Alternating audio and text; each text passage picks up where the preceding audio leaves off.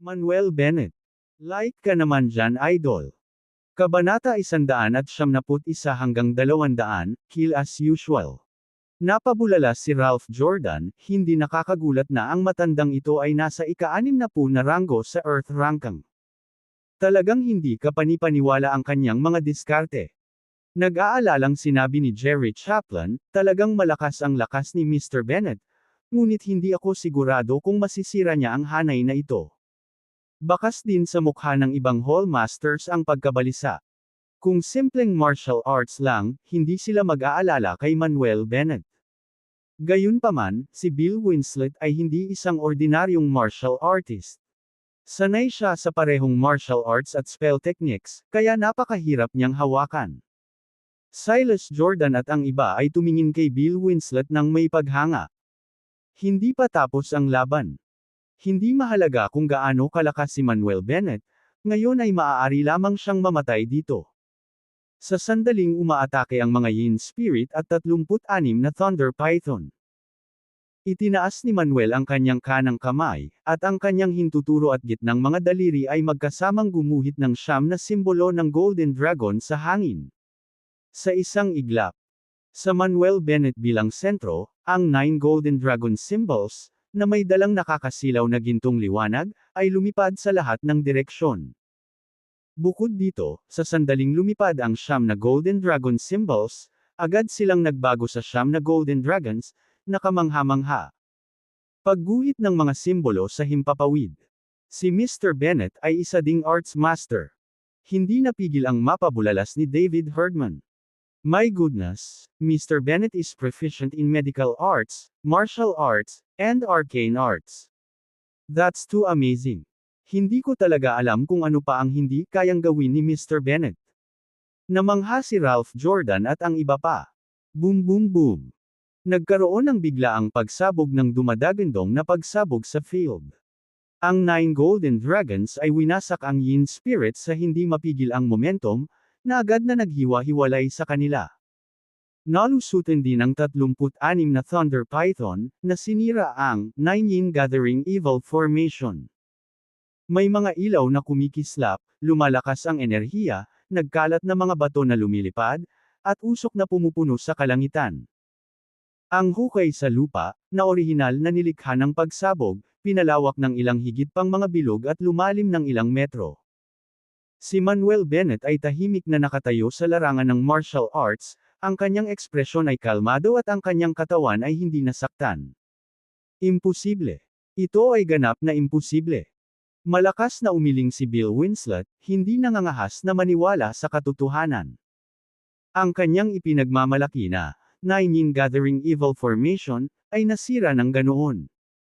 Ngumisi si Manuel Bennett, old fella, with this level of spell technique, sino ang nagbigay sa iyo ng lakas ng loob na magpakitang gilas? Anak, ihanda mo ang kamatayan. Sumigaw si Bill Winslet, direktang hinugot ang espada sa kanyang likod, at kinasuhan si Manuel Bennett. Habang papalapit siya kay Manuel Bennett, pinakilos ni Bill Winslet ang lahat ng kanyang true chi at evil chi sa loob ng kanyang katawan, tinipon sila sa espada, sinaksak patungo sa dibdib ni Manuel Bennett. Sa sandaling dumating ang espada. Nag-condense din ang 36 na Yin Thunder Swords at sabay-sabay na pumutok patungo kay Manuel Bennett. Gayunpaman, hindi nag-alinlangan si Manuel Bennett, sa halip ay direktang pinakilos ang isang surge ng True Chi at muling sumuntok. Boom! Nagtama ang kamao at ang espada, na nagdulot ng dumadagandong na pagsabog. Ang 36 na Yin Thunder Swords ay sabay na nabasag, naging True Chi at Evil Chi, na nagwawalis. Ang espada ni Bill Winslet sa kamay ay nabasag din ng isang suntok, na iwan lamang ang talukap. Gayunpaman, ang lakas ng suntok ni Manuel Bennett ay hindi gaanong hamina, at patuloy na pumutok kay Bill Winslet. Hindi. Napuno ng takot ang mukha ni Bill Winslet, at gusto niyang umiwas ngunit huli na ang lahat. Thud! Muling damapo sa kanyang dibdib ang suntok ni Manuel Bennett. Puff! Nagbuga siya ng isang subo ng dugo at, parang bola ng kanyan, lumipad ng mahigit 20 metro palayo bago bumagsak ng husto sa lupa. Ang kanyang buong dibdib ay bumagsak, lahat ng kanyang mga panloob na organo ay nasira, at ang kanyang mukha ay namutla. Matapos ipadala si Bill Winslet na lumilipad, humakbang si Manuel Bennett patungo sa kanya. Pilit na bumangon at tumakas si Bill Winslet ngunit hindi na siya makatayo pa. Anak, hindi mo ako mapapatay, isang kawawang dawis na pari. Miyembro ako ng Mysterious Doctor Sect. Kung papatayin mo ako, hindi ka pakakawala ng Mysterious Doctor Sect. Tinitigan ni Bill Winslet si Manuel Bennett, na nagbabanta sa kanya. So what if it's the Mysterious Doctor Sect? If they dare to send someone, papatayin ko silang lahat. Sumigaw si Manuel Bennett at saka sinabing, mahilig kang mag-practice ng masasamang pamamaraan, hindi ba? Pagkatapos ay hahayaan kitang mamatay sa sarili mong masasamang pamamaraan. Pagkasabi noon, winagaway ni Manuel Bennett ang kanyang kanang kamay at tinamaan ng ilang akupoint si Bill Winslet na may totoong chi. Makalipas ang ilang segundo, whoosh! Ang evil chi sa katawan ni Bill Winslet ay biglang bumulwak, na bumabalot sa kanya sa loob. Nagpakawala siya ng masakit na sigaw, gamulong-gulong sa lupa sa sakit. Sa loob lang ng ilang minuto. Nang kumalat na ang evil chi, si Bill Winslet ay ganap na naagnas nito, naging isang pool ng dugo, patay na lampas sa anumang pag-asa ng muling pagkabuhay. Sa isang iglap, natahimik ang buong eksena, sobrang tahimik na naririnig nila ang paghinga at pintig ng puso ng isa't isa. Pagkatapos ng mahabang sandali ng katahimikan, ang buong madla ay sumigaw sa tuwa at pananabik. Nanalo kami. Si Mr. Bennett ang nanalo. Mr. Bennett is so amazing, absolutely amazing. Medical skills, martial arts, arcane arts. Si Mr. Bennett ay bihasa sa lahat ng bagay, simpleng walang talo. Si David Herdman at ang iba pa ay tuwang-tuwa at napakagaan ng loob. Paano ito? Namatay si Grandmaster Winslet ng ganoon lang. Mariing umiling si Maria Harper, hindi makapaniwala dito. Paano naging malakas ang batang ito? Namuti ang mukha ni Shelton Johnston, puno ng hindi makapaniwala ang mga mata. Natahimik din sina Silas Jordan at iba pa. Gayunpaman, walang pagbubukod, ang mga titig na ibinato nila kay Manuel Bennett ay puno ng takot. Si Bill Winslet, na nireranggo sa ika-60 sa Earth Rankang, ay talagang pinatay ng ganoon lang. Ito ay hindi may isip. Ipinalakpak ni Manuel Bennett ang kanyang mga kamay, ngunit hindi nag-abala kay Bill Winslet.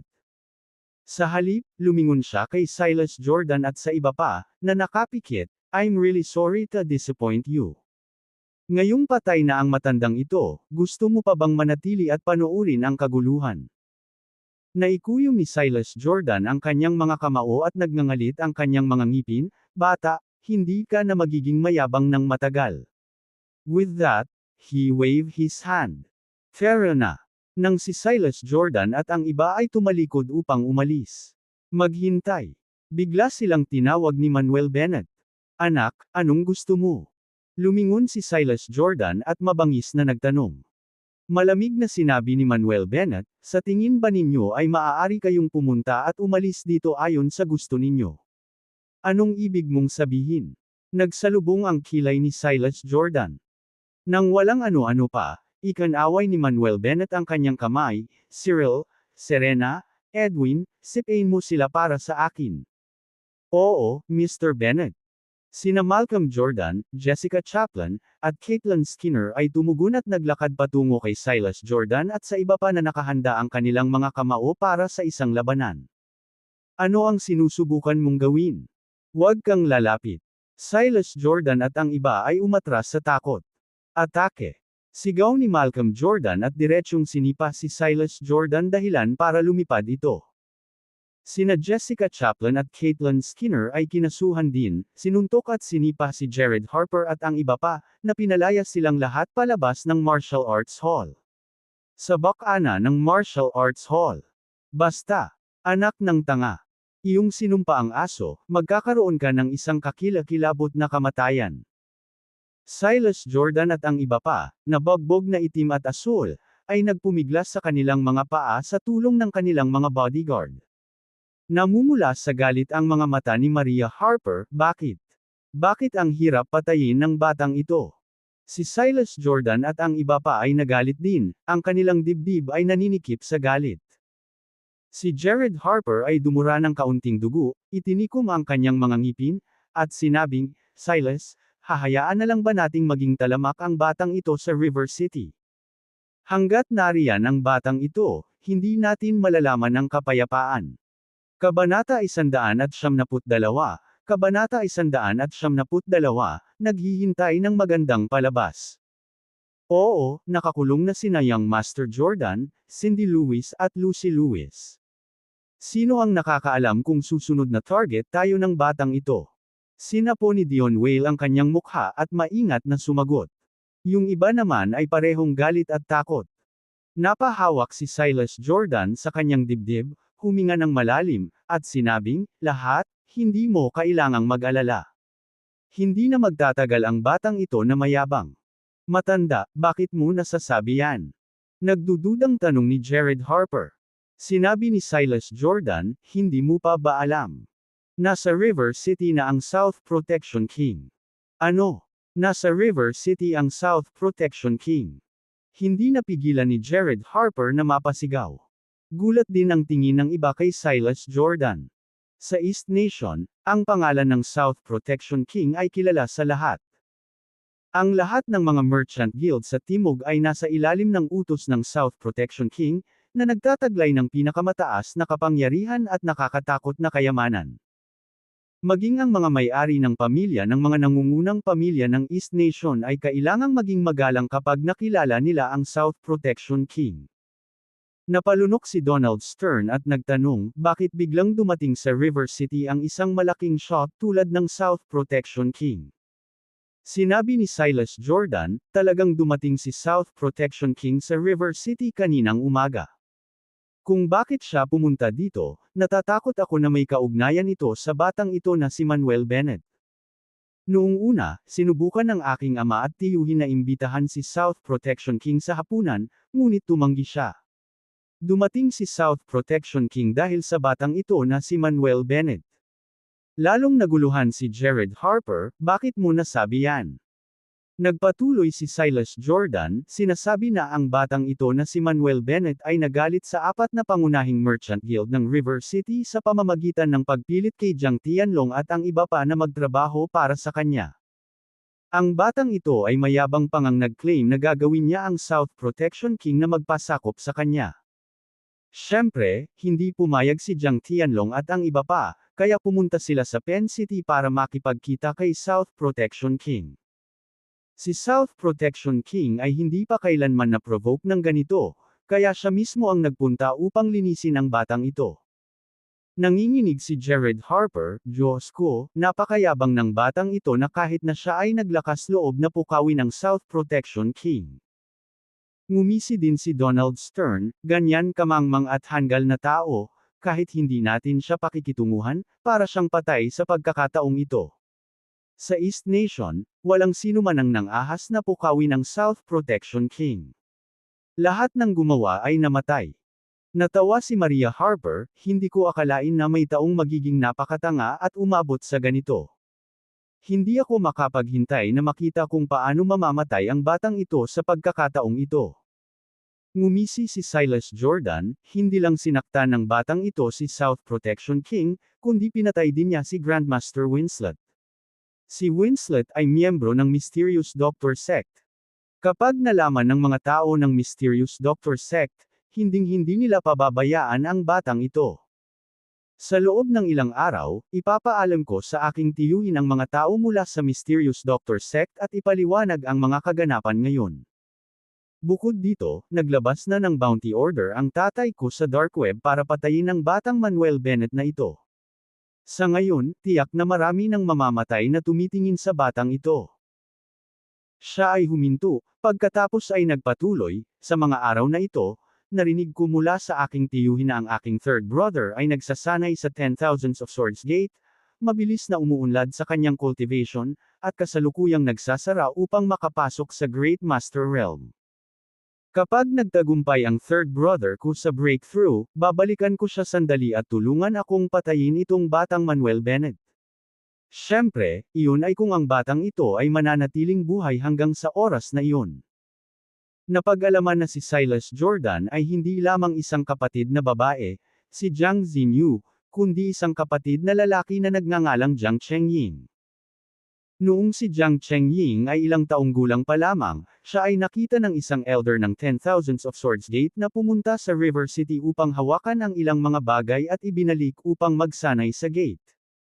Simula nang pumunta si Jiang Chengying sa 10,000s of Swords Gate, hindi na siya bumalik sa River City, paminsan-minsan lang siyang nakikipag-ugnayan sa kanyang pamilya.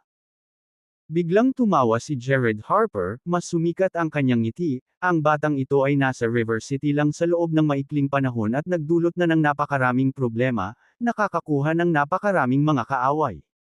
Ito ay talagang isang step-by-step na sitwasyon ng pagpatay. Sa kasong ito, magiging mahirap para sa batang ito na hindi mamatay.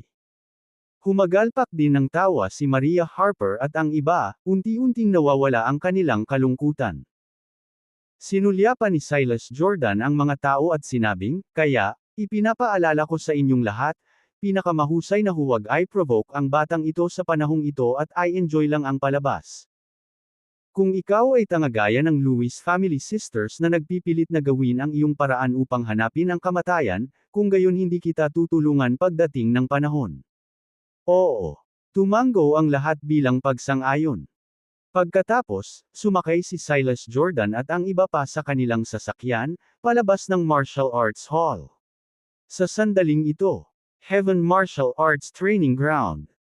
Emosyonal na napabuntong hininga si David Herdman, Mr. Bennett, hindi ko naisip na mayroon kang hindi lamang pambihirang mga medikal na kasanayan at mahusay na martial arts, kundi pati na rin ang napakalakas na pamamaraan. Iginagalang kita ng husto. Umiling din si Ralph Jordan at ngumiti, "Mr. Bennett, kanina lang ako nag-aalala sa'yo, pero ngayon nakikita kong sobra-sobra na ang mga alalahanin ko. Ngayong napatay mo na si Bill Winslet, ikaw na ang malakas na tao na nireranggo sa ika-6 na po sa Earth ranking. Basta may certificate ka sa martial arts competition, makikilala ka sa East Nation Martial Arts World. Kaya, mas mabuting sumali ka sa 10th Martial Arts Competition sa amin sa oras na iyon." Kinaweyan ni Manuel Bennett ang kanyang kamay at sinabing, "Hindi ako interesado sa mga ranggo na ito. Kung sasali sa martial arts competition, tingnan natin." Nang makitang tumanggi muli si Manuel Bennett, napabuntong hininga si Ralph Jordan at hindi na nagsalita pa. Sa sandaling ito, same time na sinabi ni Jerry Chaplin, "Mr. Bennett, sa pamamagitan ng pagpatay kay Bill Winslet, natatakot akong malagay ka sa maraming problema." Sinagot din ni Brandon Skinner ang pag-uusap, na nagsasabing, "Oo, si Bill Winslet ay miyembro ng Mysterious Doctor Sect. Bagamat ang Mysterious Doctor Sect ay hindi isang malaking sekta, mayroon itong kaunting masters at hindi dapat maliitin. Kapag nalaman ng Mysterious Doctor Sect na pinatay mo si Bill Winslet, tiyak na hindi nila ito pakakawalan." Nagpakita rin ng pag-aalala ang ibang mga Hall Masters. Lubos nilang iginagalang si Manuel Bennett at natural na umaasa na walang mangyayari sa kanya. Sinabi ni David Herdman, "Mr. Bennett, bakit hindi ka sumali sa ating East Nation Martial Arts Alliance?" Sa suporta ng East Nation Martial Arts Alliance, ang Mysterious Doctor Sect ay hindi maglalakas loob na gumawa ng anuman sa iyo. Tumango si Ralph Jordan at sinabing, "Oo, ito ay talagang magandang ideya. Sa pagsuporta sa iyo ng ating East Nation Martial Arts Alliance, sigurado akong magiging ligtas si Mr. Bennett." Nagsalita din si Jerry Chaplin, "Mr. Bennett, bakit hindi ka sumali sa East Nation Martial Arts Alliance?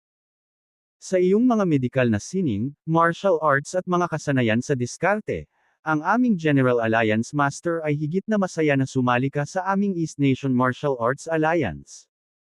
Tumango rin ang ibang mga Hall Masters, lahat umaasa na makakasama si Manuel Bennett sa East Nation Martial Arts Alliance.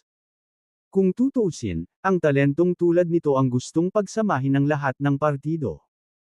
Salamat sa imbitasyon, ngunit sanay na ako sa kalayaan at hindi ko naisip na sumali sa East Nation Martial Arts Alliance.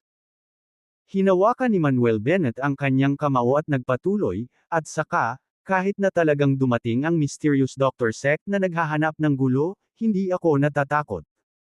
Kung maglakas loob silang guluhin ako, papawiin ko ang mysterious Dr. Sect. Nang marinig ito, natigilan si David Herdman at ang iba pa. Tanggalin ang mahiwagang Dr. Sekta.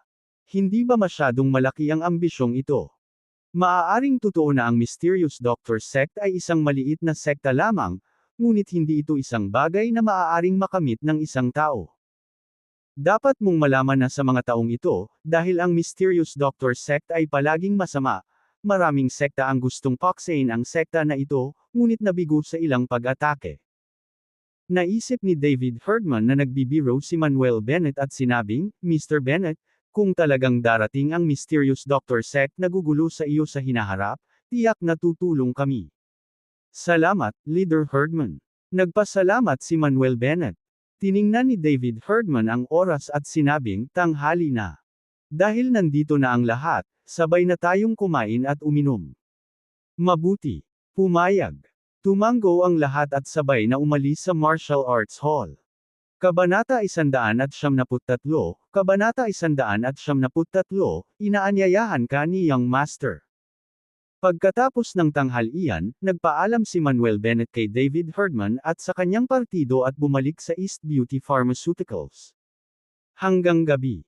Hindi na kailangang mag-overtime si Julia Stewart at maagang umalis sa trabaho. Si Manuel Bennett ang nagmaneho at dinala sina Julia Stewart at Prajna Bates palayo sa kumpanya. Sa kalsada. Sinabi ni Julia Stewart kay Manuel Bennett, maghanap muna tayo ng kainan, pagkatapos ay pumunta sa mall para bumili ng mga pang-araw-araw na pangangailangan at damit para kay Prajna. Oo. Masayang tumango si Prajna. Sige. Tumango si Manuel Bennett at nagmaneho papunta sa malapit na Drunken River Moon Restaurant. Pagka-park ng sasakyan, naglakad silang tatlo patungo sa restaurant. Nang makita ang restaurant na ito, hindi maiwasan ni Manuel Bennett na makaramdam ng nostalgia. Noong una siyang dumating sa River City, dito na siya kumain. Noong mga panahong iyon, halos mapagkamalan siyang may gustong kumain ng libre. Gayunpaman, sa sandaling pumasok si Manuel Bennett sa pinto. Isang gulat na boses ang dumating.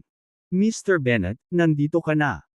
Lumingon si Manuel Bennett at nakita ang isang matabang lalaki na may malaking ayos ng buhok sa likod na umaakay sa ilang waitress. Ang taong matabang ito ay ang manager ng restaurant na si Caleb Steele. Nang makita sina Julia Stewart at Prajna Bates sa tabi ni Manuel Bennett, lumitaw ang pagtataka sa mga mata ni Caleb Steele. Ngunit hindi nagtagal, binawi niya ang kanyang tingin at hindi na naglakas loob na tumingin pa. Pagkatapos ng lahat, paulit-ulit siyang inutusan ni Stephen Levine na ibigay kay Manuel Bennett ang pinakamahusay na serbisyo sa tuwing pupunta siya sa Drunken River Moon, at huwag siyang pabayaan sa anumang paraan. Hindi siya mangangahas na sakta ng sinuman na itinuturing na mataas ni Direktor Levine. Puno ng ngiti ang mukha ni Caleb Steele. Mr. Bennett, ang tagal mo na pala dito. Tumango si Manuel Bennett at sinabing, talagang matagal na. Malapit lang kami ngayon, kaya naisipan naming kumain. Nagtaka si Julia Stewart nang makitang si Caleb Steele ay napakasigla tungkol kay Manuel Bennett. Ngunit hindi na siya nagtanong pa, nagpas siyang magtanong mamaya. Welcome sa Drunken River Moon. Natatawang sabi ni Caleb Steele, pagkatapos ay nagtanong, Mr. Bennett, dapat ko bang ayusin ang isang pribadong silid para sa iyo? Tatlo lang tayo, hindi na kailangan ng private room. Umiling si Manuel Bennett. Sige, mag-aayos ako ng upuan para sa'yo. Ngumiti si Caleb Steele at inakay silang tatlo sa isang upuan sa bintana. Pagkaupo, tinanong ni Caleb Steele, Mr. Bennett, ano ang gusto mong kainin? Libre ang lahat para sa iyo. Sinabi ni Manuel Bennett, Manager Steele, hindi mo kailangang maging magalang. Maaari mong singilin ang regular na presyo, hindi na kailangang libre ito. Bagamat kaibigan niya si Stephen Levine, hindi niya sinasadyang samantalahin siya. Nang marinig ito, biglang napaiyak si Caleb Steele, Mr. Bennett, hindi uubra yan. Sinabi ni Direk Levine na sa tuwing darating ka upang kumain, dapat itong libre, at dapat kang bigyan ng pinakamahusay na serbisyo. Kapag nalaman ni Director Levine na hindi ako nakapagbigay ng magandang serbisyo, kailangan kong mag-impake at umalis bukas. Sige. Walang ganang ngumiti si Manuel Bennett at inabot ang menu kina Julia Stewart at Prajna Bates. Tingnan mo kung ano ang gusto mong kainin. Nang matapos mag-order sina Julia Stewart at Prajna Bates, ngumiti si Caleb Steele at sinabing, maghintay sandali, may hain na ang mga pinggan. Kasabay nito, sinabi ni Caleb Steele sa mga waitress, paglingkuran si Mr. Bennett at ang dalawang babaeng ito. Anuman ang kailangan nila, dapat mong matugunan ang kanilang mga kahilingan. Oo. Tumango ang mga waitress bilang pagsang-ayon. Mr. Bennett, kung may kailangan ka, feel free to call me. Nakangiting sabi ni Caleb Steele saka umalis. Sa sandaling umalis si Caleb Steele, tumingin si Julia Stewart kay Manuel Bennett at nagtanong, hindi mo ba ipapaliwanag kung bakit masigasig sa iyo ang manager ng tavern? At saka bakit ka makakain dito ng libre? Ipinikit ni Prajna ang kanyang malalaking mata, na curious na nakatingin kay Manuel Bennett. Hindi ito itinago ni Manuel, sinabi niya kay Julia Stewart ang oras na pinagaling niya ang asawa ni Director Levine. Pagkarinig sa mga salita ni Manuel, napagtanto ni Julia ang dahilan, so, iyon ang nangyayari. Sa walang magawang ekspresyon, sinabi ni Julia, Manuel, hindi ko akalain na magkakaroon ka ng napakaraming koneksyon sa wala pang isang buwan mula noong dumating ka sa River City, at lahat ng taong kilala mo ay mas makapangyarihan kaysa sa susunod. Hindi tulad ko, napakaraming taon na akong nasa River City, at hindi man lang lumalapit sa iyo ang mga koneksyon ko. Malumanay nang umiti si Manuel at sinabing, Julia, basta't malakas ang iyong sarili, maaari kang makaakit ng mga makapangyarihang tao. Kaya, hindi namin kailangang pangasiwaan ang mga koneksyon, pagbutihin lamang ang ating sarili at lumakas. Kapag ang East Beauty Pharmaceuticals ay naging isang kilalang brand sa East Nation, lahat ng mga taong minsan mong tinitingala ay tatawagan kang President Stewart, nang nakangiti. Tama si Mr. Bennett. Prajna chimed in, alam ko na ang lahat ng malalaking shot na iyon ay hindi kailangang pamahalaan ang anumang mga koneksyon dahil ang mga tao ay palaging sabik na makilala sila at halikan sila. Talaga bang magiging household name ang East Beauty Pharmaceuticals sa East Nation? Tinitigan ni Julia si Manuel, medyo hindi kumpiyansa. Siguradong. Binigyan ni Manuel si Julia ng nakaka-encourage na tingin. Mariing tumango si Julia, puno ng pananabik at pananabik ang kanyang mga mata. Ilang sandali. Sunod-sunod na inihain ang mga pagkain sa mesa. Kumakain at nagkukwentuhan silang tatlo, napakasarap ng atmosphere. Sa sandaling iyon, isang boses ang dumating. Excuse me for interrupting. Lumingon si Manuel at ang iba pa at nakita ang isang lalaking nakaitim na suit na nakatayo sa malapit. Anong problema? Naguguluhan na tanong ni Julia. Sinabi ng lalaking nakasuot ng itim, mga babae, gusto kayong imbitahan ng ating young master para uminom. Your young master. Bahagyang kumunat ang noo ni Julia, sino ang young master mo? Siya pala. Itinuro ng lalaking naka-black suit ang isang table sa di kalayuan. Nakita nila ang isang gwapong binata sa isang itim na casual na kamisete na may balat na may hawak na isang baso ng alak, na kumukumpas sa kanila. Umiling si Julia, paumanhin, ayaw naming makipag-inuman sa mga hindi kilalang tao. Sinabi ng lalaking nakaitim na suit, mga babae, baka gusto ninyong mag-isip muli. Ang ating young master ay hindi basta-basta, at kung makikilala ninyo siya. Stop. Diretso siyang pinutol ni Prajna, nakakainis ka ba o ano? Hindi mo ba narinig na sinabi ng kuya ko na ayaw niyang makipag-inuman sa tinatawag mong young master? Bilasan mo umalis ka, huwag mong istorbohin ang pagkain natin. Well. Saglit na nag-alinlangan ang lalaking naka-black suit, saka tumalikod at umalis. Pabirong sinabi ni Manuel, hindi katakataka na napakaganda mo, kahit ang pagkakaroon ng pagkain ay nakakaakit ng mga tao na patulan ka, at sila ay kahit isang uri ng young master. Humajijek si Prajna, Mr. Bennett, pinupuri mo ba ako? Umiling si Manuel, hindi, pinupuri ko ang kapatid mong si Julia. Ouch! Kakagatin kita. Pinandilatan ni Prajna si Manuel at naglagay pa ng mabangis na ekspresyon. Nang makita ang kaibig-ibig na hitsura ni Prajna, humagalpak ng tawa si Manuel. Magiliw na hinawakan ni Julia ang ulo ng dalaga. Ang pagkakaroon ng isang cute at masayahing babae sa bahay ay medyo maganda. Sa puntong iyon, muling bumalik ang lalaking nakaitim na suit. Naglagay siya ng 2 tseke sa harap ni na Julia at Prajna at sinabi, sabi ng ating young master, basta pumunta ka at makipag-inuman sa kanya, ang 2 tseke na ito ay sa iyo. Kabanata 174, Kabanata 174, ang pamilyang Perkins ng 3 ilog. Agad na nagalit si Prajna Bates, hindi ba naiintindihan ng iyong tinatawag na young master ang wika ng tao? Sabi namin, ayaw naming makipag-inuman sa kanya. Umalis ka na.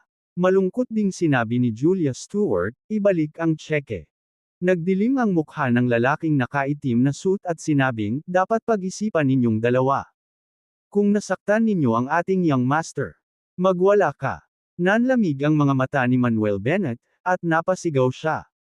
Gustong magsalita ng lalaking nakaitim na suit, ngunit nang mahuli niya ang nagyayelong tingin ni Manuel, hindi niya maiwasang kiligin ang lahat. Napalunok, kinuha niya ang tseke at umalis. Pagkaalis ng lalaking nakaitim na suit, kinuha ni Julia ang kanyang bag at sinabing, let's go. Ayaw na niyang manatili pa rito para maiwasan ang hindi kinakailangang gulo. Gayunpaman, sa sandaling lumakad si Manuel at ang kanyang mga kasamahan ng ilang hakbang, isang grupo ng mga tao ang lumapit at hamarang sa kanilang daan. Sa oras na ito, ang mga tao sa gawaan ng alak ay lahat ay interesado at tumingin sa ibabaw. Mga beauties, huwag kayong magmadaling umalis. Nakangiting sabi ng isang gwapong binata na naka-black casual shirt. Kumunot ang noo ni Julia at sinabing, anong gusto mo? Napasulyap ang binata kina Julia at Prajna, baka sa kanyang mga mata ang kasakiman. Malumanay niyang sabi, gusto lang sana kitang yayain na uminom, pero tinatanggihan mo pa rin, parang wala akong respeto.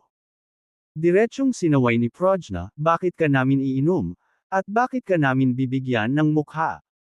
Sino ka sa tingin mo? Bilang isang international assassin na gumagala sa dark world, wala siyang pakialam sa mga young masters. Kahit na maraming mga young masters mula sa malalaking pamilya sa ibang bansa ang pinatay niya.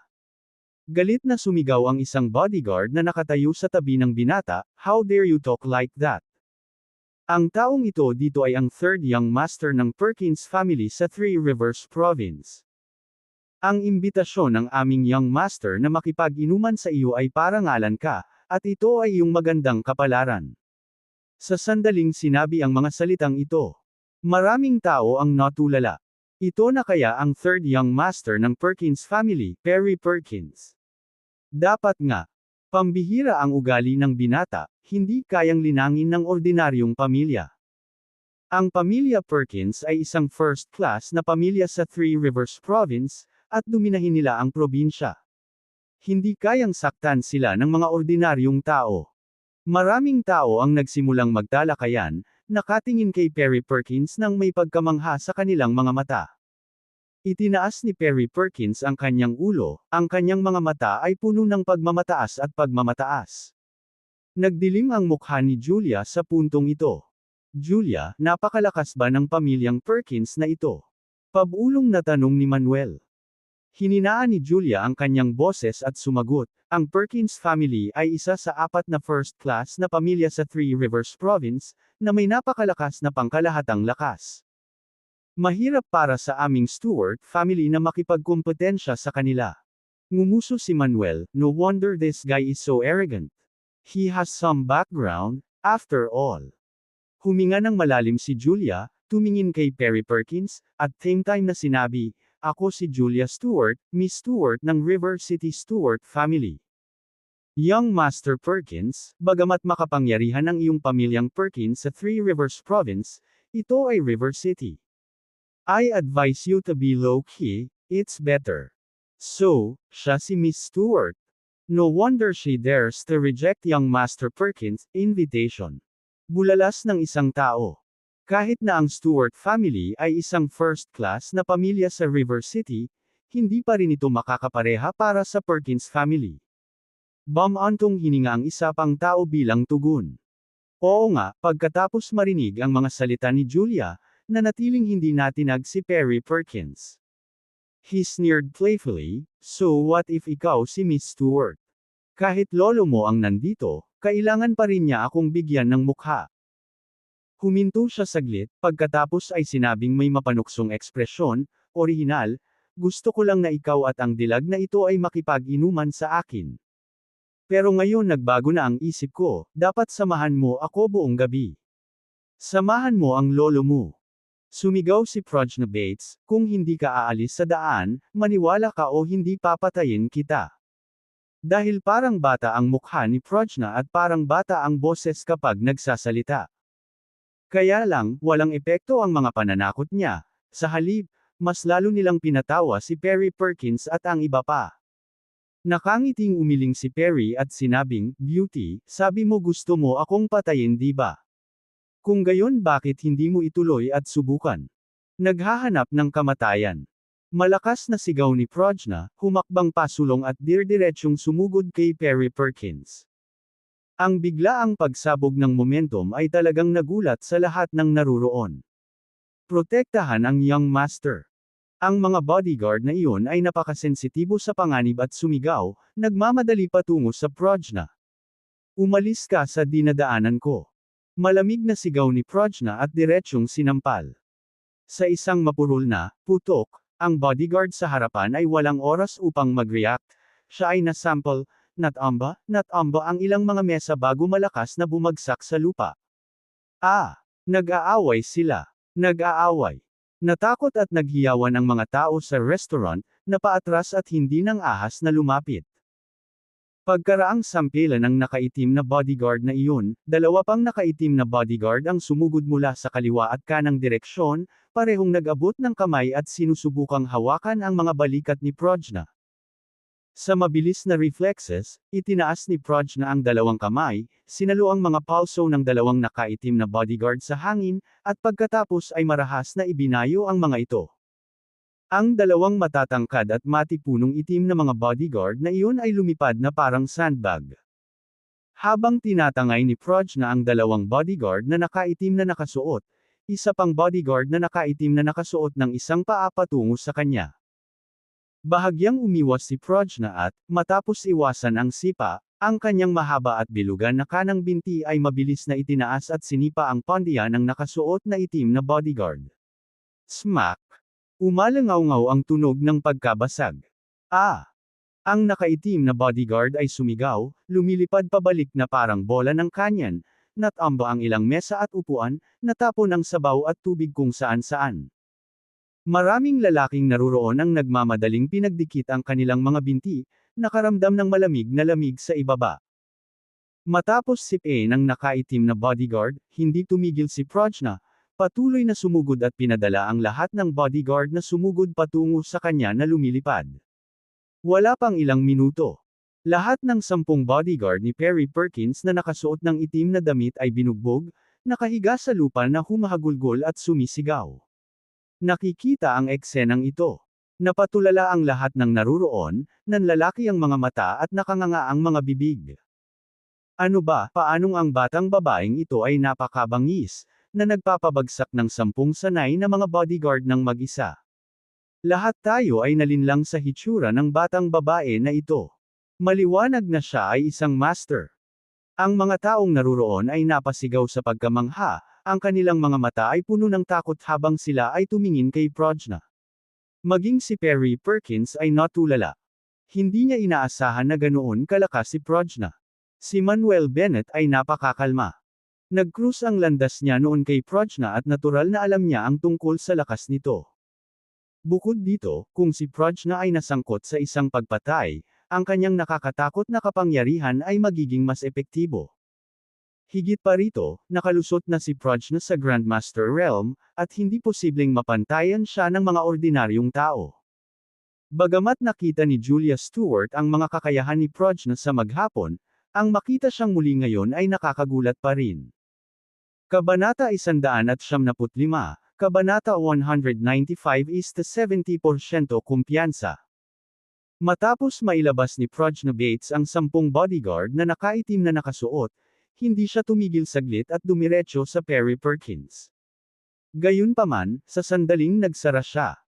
Isang matandang lalaki na nakasuot ng kulay abo, na nakatayo sa tabi ni Perry Perkins, ay gumalaw sa isang iglap, hinuronggan siya at hinagisan ng hampas ng palad. Itinaas din ni Prajna ang kanyang palad at nag-counter-attack. Bang! Nagbanggaan ang mga palad, at isang nakakatakot na pagsabog ang tumunog.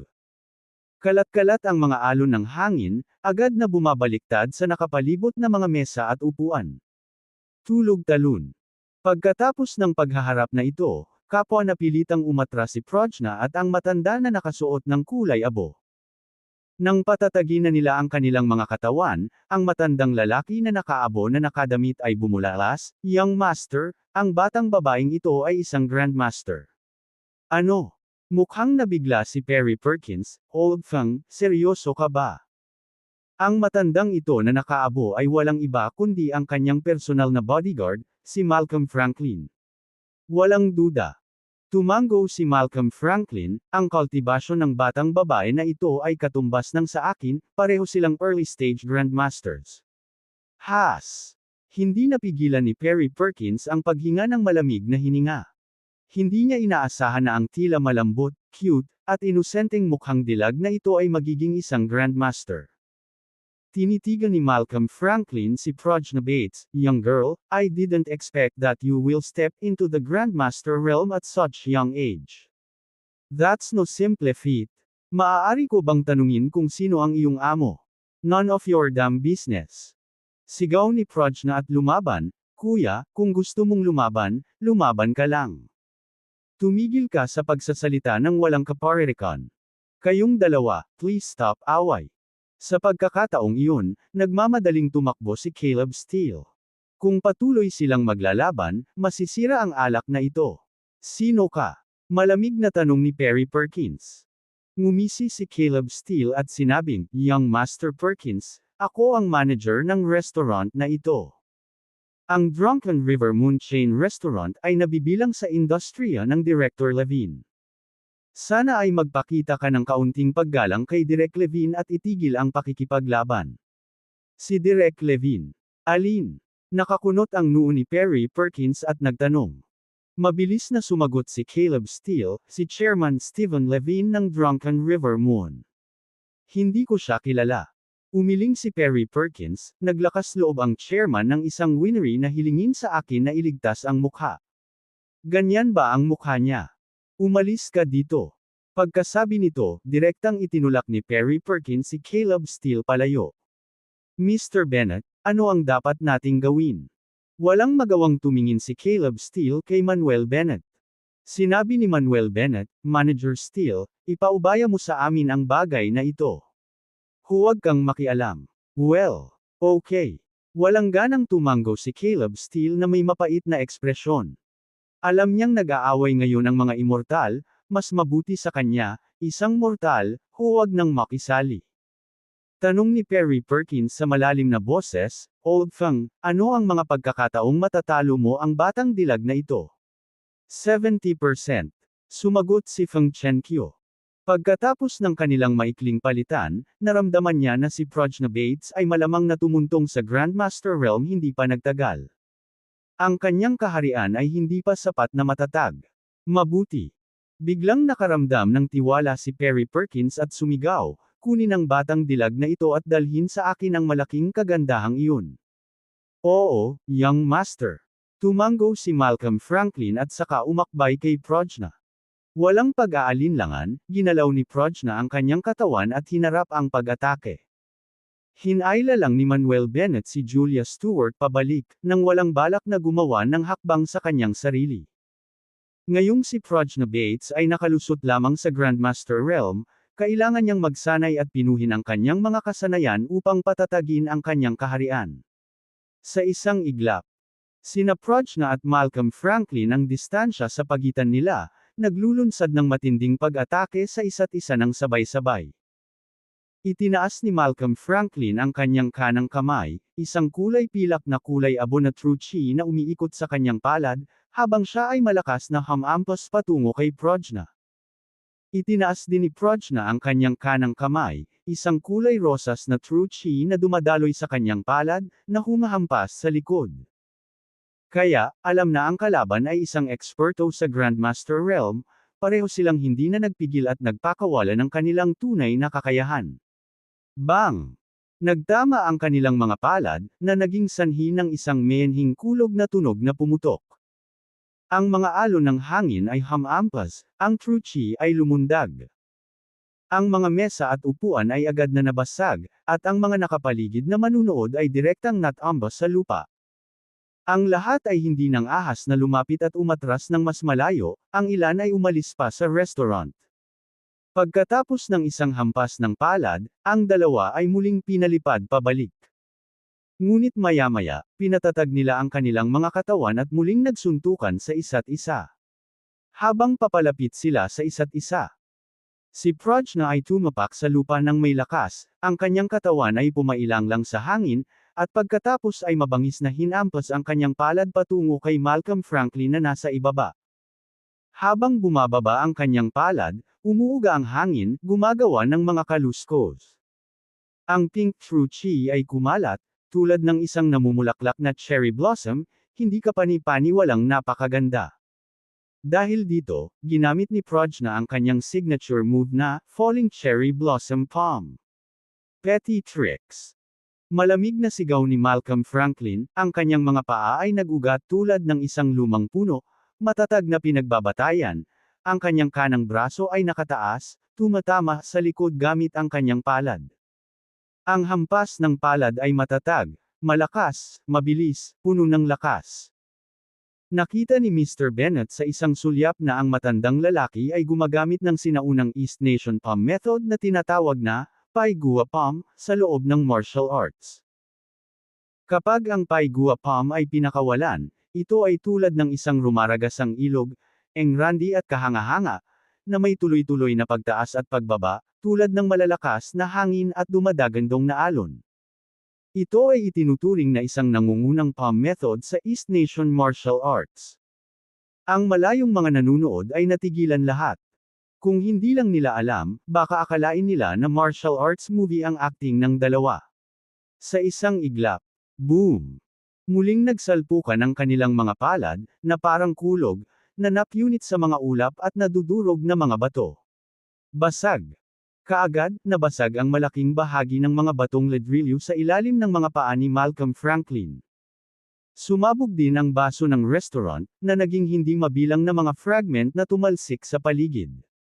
Sa ilalim ng mabangis na welga ni Malcolm Franklin, pinalipad si Prajna sa hangin, patungo sa kisame. Napabalikwas si Prajna sa gitna ng hangin, ang kanang paa ay mabilis na dumidiin sa kisame, ang kanyang katawan ay biglang bumilis, mabilis na humahangos patungo sa pababang Malcolm Franklin. Pagbaba niya, binago ni Prajna ang kanyang mga kamay sa mga palad, sunod-sunod na palad, na humahampas kay Malcolm Franklin. Ang bawat hampas ng palad ay perpektong balanse ng lakas at lambot, tulad ng mga rosas na cherry blossom na nahuhulog mula sa langit. Bata, tumuntong ka lang sa Grandmaster Realm, hindi ka maaaring maging kalaban ko. Isang malamig na ngiti ang lumitaw sa sulok ng bibig ni Malcolm Franklin, at itinaas niya ang kanyang mga kamay, patuloy na gumaganti. Bang bang bang. Marahas na bumangga ang isang palad sa himpapawid, ang umaalingaw na ingay nakahawig ng mga kulog na pumupuno sa bulwagan. Sa puntong ito, ang kanilang mga hampas ng palad ay naging mas mabilis at mas mabangis. Patuloy na kumakalat ang mga alon ng true chi, sinisira ang lahat ng mesa, upuan, at salamin sa bulwagan.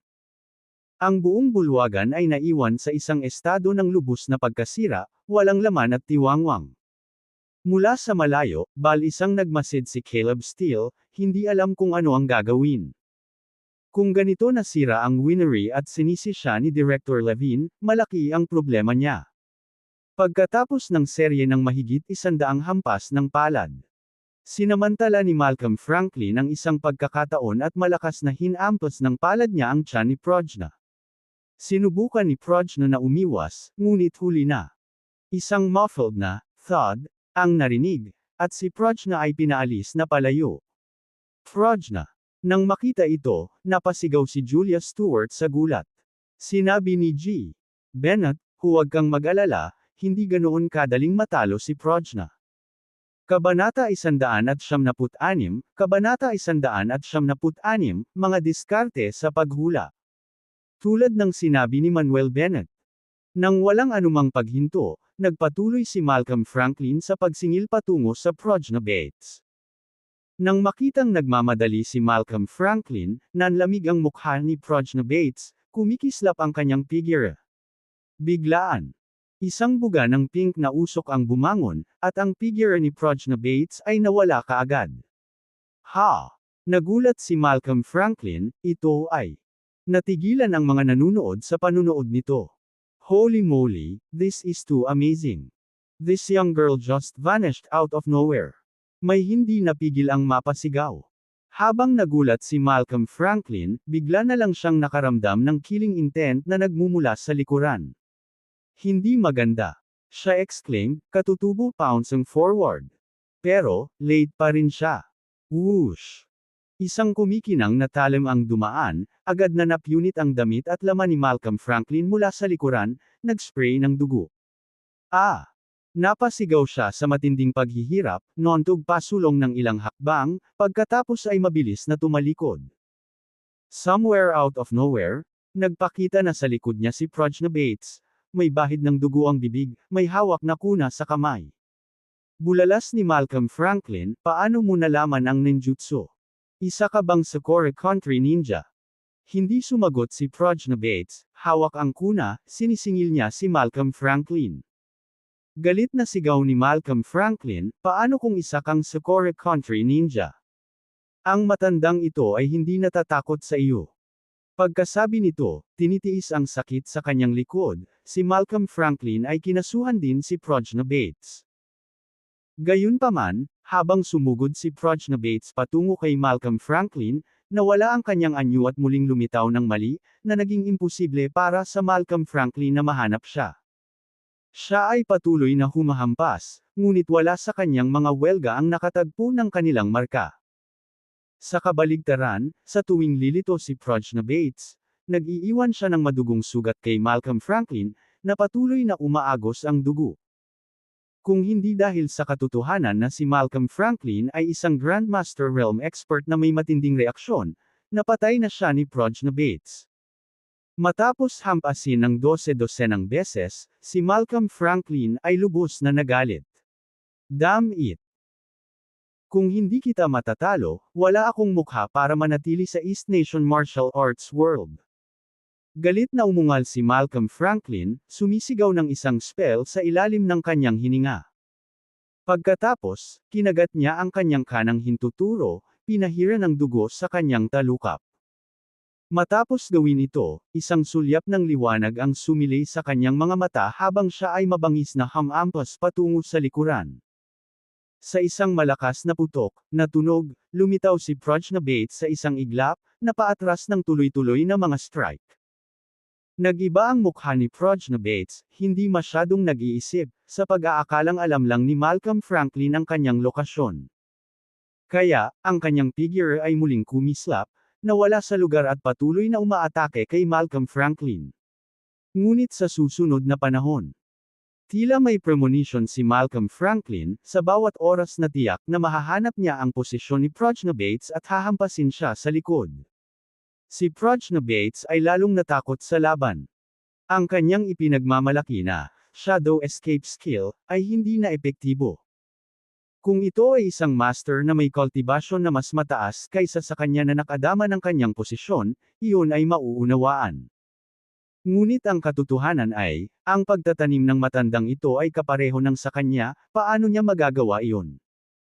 Habang ipinapakita ni Prajna Bates ang kanyang shadow escape skill, lumaban siya, ngunit naging mas mahirap para sa kanya na saktan si Malcolm Franklin.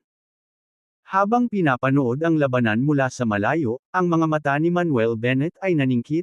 Sinabi niya, "Zoo spell ha, medyo kawili-wili. Zoo spell mo." Nagulat si Julia Stewart, pagkatapos ay nagsabi, "Naaalala ko, tila kilala ang pamilya Perkins para sa spell ng Zuyu, na may kakayahang gumawa ng mga kakaibang spell para sa pagpapagaling at pagpatay." Dahil dito, ang pamilya Perkins ay patuloy na lumakas, naging isang first-class na pamilya sa Three Rivers. Nakikita ko. Tumango si Manuel Bennett bilang realisasyon. Ngunit, curious ako, ano nga ba itong Zuyu spell? Bakit laging sinasabi ng mga tao na ito ay medyo malakas? Tanong ni Julia Stewart. Sumagot si Manuel Bennett, sa madaling salita, ang Zuyu ay isang pamamaraan na gumagamit ng mga anteng-anteng upang pagalingin ang mga sakit at pumatay ng mga tao. Ito ay parehong medikal na kasanayan at isang spell. Ayon sa alamat, ang Zuyu technique na ito ay nilikha ng sinaunang Emperor Hotham at naipasa hanggang sa kasalukuyan. Wala nang masyadong nakakaalam nito. Hindi ko inaasahan na ang pamilya Perkins ang magmamana ng pamamaraang ito. Mukhang hindi ordinaryo ang pamilyang ito. Hindi ba ibig sabihin ito ay maaaring nasa panganib si Prajna? Nag-aalalang tanong ni Julia Stewart. Walang pag-aalinlangang sinabi ni Manuel Bennett, "Hanggat narito ako, hindi siya malalagay sa panganib." Sa sandaling ito, mabangis na ibinaba ni Malcolm Franklin ang kanyang kanang kamay. Isang maliwanag na dilaw na anteng-anteng ang lumipad mula sa kanyang manggas at dumiretso sa Prajna. Habang lumilipad ang anteng-anteng, muling sumigaw si Malcolm Franklin ng isang spell at pagkatapos ay humiyaw. I freeze. Sa isang iglap, nagliyab ang anteng-anteng. Biglang tumigil si Prajna, na kanina pa sumusugod sa kanya. Pakiramdam niya ay hindi siya makagalaw. Nagpumigla si Prajna ng buong lakas, ngunit walang resulta. "You brat, dare to play tricks with me, ngayon hindi ka makagalaw, di ba?" Tawa ng tawa si Malcolm Franklin habang naglalakad patungo kay Prajna. At mahiyain si Perry Perkins, tuwang-tuwa ang kanyang puso. Ang dalawang dilag na ito ay mga dekalidad na kalakal. Ngayong gabi, magpapakasaya siya. Gayunpaman, nang malapit nang marating ni Malcolm Franklin ang Prajna. Lumiwanag ang figure ni Manuel Bennett, at sumugod siya, marahas na sinampal si Malcolm Franklin. Si Malcolm Franklin, na nakaramdam ng banta mula sa likuran, ay agad na lumingon at nag-counter-attack. Boom! Nagtama ang kanilang mga palad, na nagresulta sa isang malakas na putok. Ang susunod na segundo, napasigaw si Malcolm Franklin sa sakit habang pinalipad siya pabalik, bumagsak ng husto sa pader at dumudulas. Nabali ang kanang braso niya. Sa isang iglap, natahimik ang buong eksena. Ang lahat ay nakatitig kay Manuel Bennett na tulala, ang kanilang mga mata ay puno ng pagkabigla. Akala ko katulong lang ang batang ito sa dalawang dilag, pero master pala talaga. Isang hampas lang ng palad ay lumipad na ang matanda. May nakikita ba ako? Posible bang mas malakas pa ang batang ito kaysa sa dalaga? Nag-usap-usap ang mga manunood, puno ng gulat ang kanilang mga mata. Napatulala rin si Perry Perkins, nakatitig kay Manuel Bennett. Hindi niya kailanman tiningnan si Manuel Bennett bilang isang banta mula sa simula, kung hindi ay hindi niya sa pilitan kinuha sina Julia Stewart at Prajna. Hindi niya alam na ang taong nasa harapan niya ang pinakamalakas sa kanila. Hindi pinansin ni Manuel Bennett ang mga mata ng mga tao, at sa isang kislap ng gintong liwanag sa dulo ng kanyang kanang hinlalaki at hintuturo, itinuro niya ang isang acupoint sa katawan ni Prajna. Hindi nagtagal, nakagalaw si Prajna.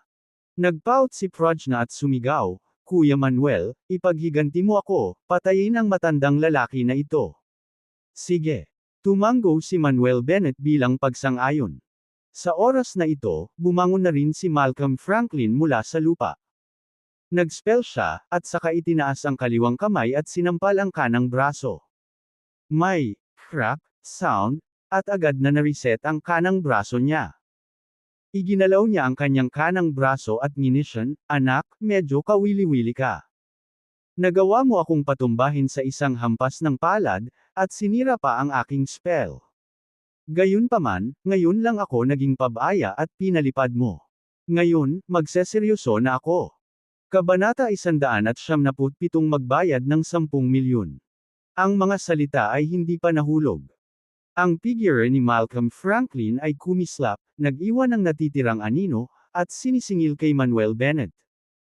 Sa kanyang pagpunta sa Bennett, patuloy niyang pinapakilos ang kanyang panloob na truth sheet, itinuon ito sa kanyang kanang kamay. Kahit na hindi niya maramdaman ang paglilinang ni Bennett, mula sa marahas na hampas ng palad na iyon na ipinagpalit kanina, sigurado siyang hindi ordinaryong tao si Bennett. Sa makatuwid, hindi siya nang ahas na maging pabaya, nagpasya siyang ilabas ang lahat. Sa isang iglap, sinarado ni Malcolm Franklin si Manuel Bennett, at muling hinampas ang kanyang palad. Hindi nagatubili si Bennett, muli niyang itinaas ang kanyang palad upang salubungin ang hampas. Bang! Isang mas nakakatakot na tunog ng banggaan ang umalangaw-ngaw. Sumigaw si Malcolm Franklin, na muling pinalipad, boom! May sumunod na tunog habang diretsyong bumagsak sa pader. Ang kanyang kanang braso na kagagaling lang niya ay nabali muli, at higit pa rito, ang hampas ng palad na ito ay nagdulot ng panloob na pinsala sa kanya, ang dugo ay bumulwak mula sa kanyang bibig. Dahan-daang binawi ni Manuel Bennett ang kanyang palad, at sinabing, "Iyan ba ang iyong tinatawag na todo out?" Nagpumiglas si Malcolm Franklin sa kanyang mga paa, pakiramdam ng lubos na napahiya. Kinagat niya ang kanyang mga ngipin at pinandilatan si Manuel Bennett, mahigpit na nagbabanta, "You little brat, don't be so happy. I'll wreck you." Habang nagsasalita siya, muli siyang naglabas ng isang talisman sa kanyang dibdib, binibigkas ang incantation, at ikinabot sa kanyang katawan. Kung paanong ang talisman ay nakakabit. Kasabay ng sunod-sunod na tunog ng crack, gumaling ang kanyang kanang braso, at nagsimulang tumaas ang kanyang aura. Ngayon, gumamit siya ng ipinagbabawal na spell para puwersahang isulong ang kanyang cultivation sa mid-stage Grandmaster. Bagamat tatagal lamang ito ng 10 minuto, basta't matatalo niya ang batang ito sa loob ng 10 minuto, sapat na iyon. Lumaban ka. Matapos iangat ang kanyang cultivation, nagpakawala si Malcolm Franklin bago singilin si Manuel Bennett. Smack! Sa bawat hakbang niya, tuluyang gumuho ang lupa sa ilalim niya. Bukod dito, bumuti ang lahat ng aspeto ng kanyang katawan, na naging mas mabilis pa kaysa dati. Sa isang kisap mata lang, napapikit na siya kay Manuel Bennett. Agad niyang pinakilos ang lahat ng truth sheet sa kanyang katawan hanggang sa tuktok nito, at pagkatapos ay tumama ang palad kay Manuel Bennett. Habang kumakalat ang sabog ng puwersa at umaalingaw-ngaw ang truth sheet, umalangaw-ngaw ang tunog ng sumasabog na hangin. Masyadong mahina pa rin. Si Manuel Bennett ay bumantong hininga at umiling, itinaas ang kanyang kanang kamay para sa isa pang hampas ng palad, na hamarang dito. Bang!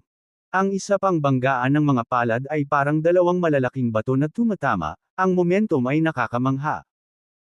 Ang orihinal na akala ni Malcolm Franklin ay pagkatapos na itaas ang kanyang antas ng paglilinang, maaari niyang supuin si Manuel Bennett ngunit hindi niya inasahan na hindi siya masusupol. Arg! Napasigaw siya sa sakit habang ang kanyang katawan ay muling pinalipad sa ere. Sa pagkakataong ito, ang mga buto ng kanyang kanang kamay, at maging ang buong kanang braso ay ganap na nabasag. Ang kanyang mga panloob na organo ay nasugatan, at isang malaking subo ng dugo ang bumulwak mula sa kanyang bibig. Gayunpaman, hindi tumigil doon si Manuel Bennett, sa halip ay mabilis na iniunat ng kanyang kanang kamay, hinawakan ang kaliwang braso ni Malcolm Franklin at marahas na inihagis ito sa langit. Bang! Tulad ng isang cannonball, si Malcolm Franklin ay itinapon sa himpapawid, binasag ang marangyang chandelier at nabasag ang kisame, pagkatapos ay nahulog mula sa langit at bumagsak ng husto sa lupa. Isang hukay ang nabuo sa lugar kung saan siya napadpad, si Malcolm Franklin ay nakahiga sa hukay, pakiramdam na parang lahat ng buto sa kanyang katawan ay nabasag. Marahas siyang nagluwa ng ilang subo ng dugo at saka nahimatay. Muling tumahimik ang buong hall. Napatingin ang lahat kay Manuel Bennett na para bang nakatingin sila sa isang halimaw. Masyadong makapangyarihan. Makapangyarihan lang hanggang sa pagiging abnormal. Personal nilang nasaksihan si Manuel Bennett na nakatayo sa pwesto, kailangan lang ng 2 hampas ng palad, upang matalo si Malcolm Franklin sa isang malubhang pinsala, na nawalan ng malay. Laking gulat ni Perry Perkins, na nasa malayong lugar, habang nakatingin kay Manuel Bennett na may maputlang mukha. Direktang naglakad si Prajna Bates patungo sa Perry Perkins. "Huwag kang lalapit. Huwag kang lalapit." Si Perry Perkins ay sumigaw sa takot, "Ako ang ikatlong young master ng Three Rivers Perkins family. Hindi mo ako mahawakan. Hindi mo ako mahahawakan. Wala akong pakialam kung saan ka galing ng Perkins family, if you dare hit on me and Sister Stuart, then you're asking for death." Galit na umungol si Prajna Bates, direktang hinawakan si Perry Perkins sa kwelyo. Sinampal niya ito sa kaliwat kanan, sunod-sunod na suntok sa mukha ni Perry. "Aa!" Napasigaw si Perry Perkins sa sakit, ngunit hindi siya makawala. Matapos sampilan ng mahigit 10 beses, namamaga ang mukha ni Perry Perkins, umaagos ang dugo sa gilid ng bibig, lumipad din ang ilan sa kanyang mga ngipin. "Hindi na ako mangangahas na ulitin, hindi na ako mangangahas ulit. Tigilan mo na ako, tigilan mo na ako." Humihikbi at nagmamakaawa si Perry Perkins, paos ang boses. Nagsalita si Manuel Bennett, "Sige, Prajna, itigil mo na ang pananakit sa kanya." Kahit na si Perry Perkins ay nakalulungkot, hindi na kailangang patayin siya. Kung papatayin nila ang taong ito, walang alinlangang gagawa sila ng hindi kinakailangang gulo. "Oo, Mr. Bennett." Tumugon si Prajna, sinampal siya ng ilang beses, pagkatapos ay inihagi si Perry Perkins sa gilid. Tumingin si Manuel Bennett kay Perry Perkins at malamig na sinabi, "Perry Perkins, tandaan mo ito, hindi kita pinapatay hindi dahil natatakot ako sa iyo, ngunit dahil lang sa ayaw kong magdulot ng gulo. Kung maglakas loob kang gumanti sa akin sa hinaharap, tiyak na papatayin kita." "I dare not. I dare not." Si Perry Perkins ay nakaluhod sa lupa, nanginginig sa takot. Ikinaway ni Manuel Bennett ang kanyang kamay, na nagsasabing, "Magwala ka na." Oo na, aalis na ako agad." Patuloy na tumanggo si Perry Perkins, pagkatapos ay tumayo at naghanda na umalis. Binuhat ng kanyang mga bodyguard si Malcolm Franklin, handa nang umalis. "Maghintay." Biglang tinawag ni Manuel Bennett si Perry Perkins para huminto. Lumingon si Perry Perkins, nanginginig sa takot, at nagtanong, "May iba pa ba?"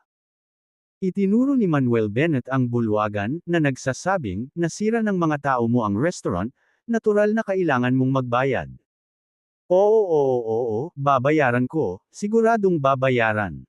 Patuloy na tumanggo si Perry Perkins sa kanyang ulo. Tumingin si Manuel Bennett kay Caleb Steele at nagtanong, "Manager Steele, magkano ang magagastos para i-refurbish ang lahat?" Sinulyapan ni Caleb Steele ang bulwagan, mabilis na nagkalkula at sumagot, "Mr. Bennett, aabutin ng hindi bababa sa 2 milyon ang pag-refurbish." "Oh!" Tumanggo si Manuel Bennett. "Mr. Bennett, narito ang 2 milyon." Mabilis na iniabot ni Perry Perkins ang mga tseke na isinulat niya kanina.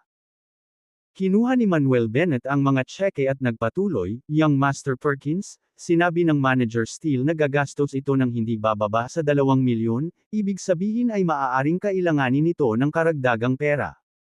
Paano magiging sapat ang 2 milyon? Tanong ni Perry Perkins, "Kung gayon magkano ang sinasabi mong kailangan nito?" 10 milyon. Malamig na sagot ni Manuel Bennett, "So, kailangan mong makakuha ng isa pang 8 milyon. Ha! Sandaling natigilan si Perry Perkins. Halos 2 hanggang 3 milyon ang gagastusin sa pagpapaayos ng bulwagan sa unang palapag, ngunit ngayon ay hinihiling sa kanya na magbayad ng 10 milyon. Bagamat hindi siya kapos sa pera, nadama niya na ito ay lubhang hindi patas. "Ha? Ano? Ayaw mong magbayad?" Binigyan ni Manuel Bennett ng malamig na titig si Perry Perkins. No, magbabayad ako, magbabayad ako." Kinagat ni Perry Perkins ang kanyang mga ngipin, pagkatapos ay nagsulat ng isa pang tseke para sa 8 milyon at ibinigay ito kay Manuel Bennett. Kinuha ni Manuel Bennett ang tseke at tumanggo bilang kasiyahan, "Sige, maaari ka nang umalis." Walang ibang sinabi si Perry Perkins, Nagmadaling umalis sa restaurant kasama ang kanyang mga tao. Nang umalis si Perry Perkins, ibinigay ni Manuel Bennett ang 3 tseke kay Caleb Steele, na nagsasabing, Manager Steele, narito ang 10 milyon. Kunin mo. Kabanata 178, Kabanata 178, dalawang sariwang bulaklak na naipit sa dumi ng baka. Napalunok si Caleb Steele at sinabing, Mr. Bennett, hindi mo na kailangang magbigay ng labis. Sapat na ang 2 milyon. Sa totoo lang, hindi niya inaasahan na makakatanggap ng kabayaran mula kay Perry Perkins. Ngunit ngayon, hindi lamang siya nakakuha ng kabayaran, nakakuha siya ng dagdag na 8 milyon. Sinabi ni Manuel Bennett, nagdulot kami ng kaguluhan dito, at natural, kailangan naming bayaran si Director Levine para sa kanyang mga pagkalugi. Kunin mo na lang. Well, sige. I'll personally hand the check to Director Levine. Tumango si Caleb Steele at tinanggap ang tseke. Tumango rin si Manuel Bennett bago umalis kasama sina Julia Stewart at Prajna Bates. Mabilis na lumapit sa kanila si Caleb Steele, puno ng pag-aalala ang mukha. Mr. Bennett, ang Perkins family of Three Rivers ay hindi dapat gawing trifle. Nataman mo si Perry Perkins at ang kanyang gang ngayon. Natatakot ako na hindi ka pakakawalan ng Perkins family ng madali. Kailangan mong mag-ingat. Ngumiti ng mahina si Manuel Bennett. Huwag kang mag-alala, hindi ko man lang itinuturing na banta ang pamilya Perkins. Pagkatapos sabihin iyon, umalis si Manuel Bennett sa restaurant kasama sina Julia Stewart at Prajna Bates. Pagkaalis nila sa restaurant, dumiretso si Manuel Bennett sa kalapit na Great Mall. Sa paglalakbay, si Julia Stewart ay mukhang nag-aalala. Manuel, nataman mo si Perry Perkins at ang kanyang barkada. Sigurado ka bang walang mangyayaring masama? Umirap si Manuel Bennett at sinabing, well, depende yan sa Perkins family. Kung gusto talaga nila akong i-provoke, I don't mind na mawala sila. Ito. Hindi makapaniwalang tinitigan ni Julia Stewart si Manuel Bennett. Hindi niya alam kung saan nanggaling ang kumpiyansa nito, para pag-usapan na mawala ang pamilya Perkins. Ang pamilya Perkins ay isang top-tier na pamilya sa Three Rivers, at hindi sila ganoon kadaling pakitunguhan. Tumawa si Manuel Bennett. Okay, Julia, wag mo na masyadong isipin yan. Basta good mood ka lang at mamili tayo. Humajijek din si Prajna Bates at sinabing, oo, kasama si Kuya Bennett dito, walang mangyayari. Prajna, taga-East Nation ka ba o Socorro Country? Napatingin si Julia Stewart kay Prajna Bates at biglang nagtanong. Saglit na nag-alinlangan si Prajna Bates at tumingin kay Manuel Bennett. Ayaw niyang ilantad ang kanyang mga kasanayan sa ninjutsu, ngunit wala siyang pagpipilian kundi ibunyag ang mga ito dahil napakalakas ni Malcolm Franklin kanina. Ngumiti si Manuel Bennett at sinabing, Julia, taga Socorro Country talaga si Prajna. Kung hindi siya mag-aaral sa East City University sa Socorro Country. Si Julia Stewart ay mukhang naguguluhan, hindi mo ba sinabi na si Prajna ay kapatid ng iyong kaibigan? So ang kaibigan mo ay taga Socorro Country. Casual na tumango si Manuel Bennett at sinabing, oo, ang kaibigan kong iyon ay taga Socorro Country. Ipinikit ni Julia ang kanyang mga mata. Mukhang mayroon kang isang malawak na bilog ng mga kaibigan. Totoo yan. Ngumisi si Manuel Bennett at umamin. Inilibot ni Julia Stewart ang kanyang mga mata kay Manuel Bennett, malinaw na hindi lubos na kumbinsido sa kanyang mga salita. Ngunit hindi na siya nagtanong pa. Hanggat nananatili si Manuel Bennett sa tabi niya, natural na mabubunyag ang lahat ng misteryo. Makalipas ang ilang sandali, dumating si Manuel Bennett sa Great Mall. Pagka-park ng sasakyan ay pumasok na silang tatlo sa mall. Ang mall ay itinuturing na isa sa mga pinakamahusay na high-end na mall sa River City, na may mga sunod sa moda at engrandeng dekorasyon. Pagpasok nila sa mall, maraming tao ang nakatingin sa kanila. Halos lahat ng mga mata ay nakatutok kay Julia Stewart at Prajna Bates, na may 100% na pagtaas ng rate ng pagliko. Ang isang babae ay matikas at marangal, at ang isa naman ay kaibig-ibig at kaakit-akit, na iniwan ng mga lalaki na natulala. Ang mga babae naman ay napuno ng inggit at inggit. Bakit, kapag pareho silang babae, may mga babae kayang napakaganda? Tungkol naman kay Manuel Bennett, hindi siya pinansin ng lahat. Sa kanilang mga mata, malamang na tagasunod lang si Manuel sa dalawang dilag. Ngumisi si Manuel Bennett at naglakad pasulong. Hinawakan niya ang kamay ni Julia Stewart gamit ang kanyang kaliwa at si Prajna Bates sa kanyang kanan. Anong ginagawa mo? Sabay na napatingin ang dalawang babae kay Manuel Bennett. Ngumisi si Manuel Bennett. Wala lang, gusto ko lang mainggit yung mga yon. Bata. Boring. Sina Julia Stewart at Prajna Bates ay pinagsama ang kanilang mga mata. Gayunpaman, ang dalawa sa kanila ay tahimik na hindi binitawan ang mga kamay ng isa't isa, iniligtas ang mukha para kay Manuel Bennett. Gaya ng inaasahan. Nang hawakan ni Manuel Bennett ang mga kamay nina Julia at Prajna, ang mga lalaki sa malayo ay biglang naging inggit, naninibugho, at napupuot, nagngangalit ang kanilang mga ngipin at nakaramdam ng pagkadurog ng puso. Bakit kailangang ipasok ang magagandang bulaklak sa dumi ng baka, at dalawang bulaklak ng sabay? What is so special about this guy? He's not even that tall, and I'm more handsome. Siguro siya ay isang mayaman, may mga mina sa bahay, at nagmamaneho ng Ferrari ng mag-isa. Bulong ng mga lalaki sa kanilang sarili. Kung nakakamatay lang ang tingin, pira-piraso na si Manuel Bennett. Sa susunod na panahon, sinamahan ni Manuel sina Julia at Prajna sa pamimili. Noong una, gusto lang ni Julia na bumili ng mga bagay para kay Prajna, ngunit kalaunan ay nagsimulang mamili ang dalawang babae, magkahawak kamay. Ang bilang ng mga shopping bag sa mga kamay ni Manuel ay patuloy na dumami, at kalaunan ay kinailangan niyang gamitin ang kanyang bibig upang dalhin ang mga ito. Nagdadalamati siya sa kanyang puso, ang pagsama sa dalawang babae sa pamimili ay isang pagpapahirap, mas nakakapagod pa kaysa sa pakikipag-away. Kasabay nito, sa isang pangunahing kalsada, isang Rolls-Royce Phantom ang maayos na dumausda sa kalsada. Damn scoundrel! Si Perry Perkins ay umungal sa galit mula sa likurang upuan na may namamaga na mukha. Bagamat natutunan din niya ang ilang ninjutsu, ang mga pangunahing kaalaman lang ang natutunan niya. Kaya't maaari lamang niyang gawin ang kanyang namamagang mukha na hindi masakit, ngunit hindi mabilis na makabawi. Tungkol naman kay Malcolm Franklin, may nagdala na sa kanya sa ospital. Young Master, gusto mo bang ipaalam ito sa may-ari ng pamilya? Magalang na tanong ng driver. Huminga ng malalim si Perry at sinabing, huwag mong sabihin sa tatay ko ang tungkol dito sa ngayon. Ipinadala siya ng kanyang ama sa River City upang pag-usapan ang pakikipagtulungan. Kung nalaman ng kanyang ama na siya ay nabugbog bago natapos ang kooperasyon, tiyak na magagalit siya at iisipin na walang kakayahan si Perry. Oo, Young Master. Tumango ang driver at nagtanong, Young Master, saan tayo pupunta ngayon? Sumagot si Perry, sa Imperial Dynasty Club. Oo. Sumagot ang driver at saka iniliko ang sasakyan patungo sa Imperial Dynasty Club. Makalipas ang kalahating oras, dumating ang sasakyan sa pasukan ng Imperial Dynasty Club.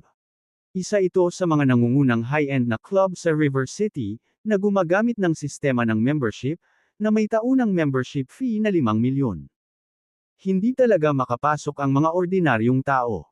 Kaya ang mga pumunta dito ay mga miyembro ng club at mga makapangyarihang tao sa River City.